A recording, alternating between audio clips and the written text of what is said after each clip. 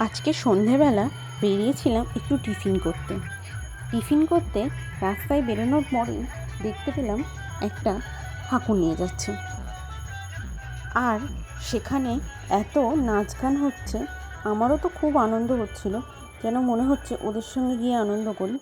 যাই হোক, আমরা রাস্তার বিপরীতে ছিলাম, তাই আর ভালো করে ঠাকুরটা দেখা হয়নি, তোমাদেরও ভালো করে দেখাতে পারলাম না।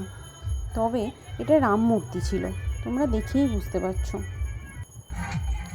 তারপরে আবারও যখন বাড়ির পথে আসছিলাম, তখন দেখলাম সেই ঠাকুরটাই এখান দিয়ে ঘুরিয়ে নিয়ে যাচ্ছে আমাদের বাড়ির কাছ থেকে।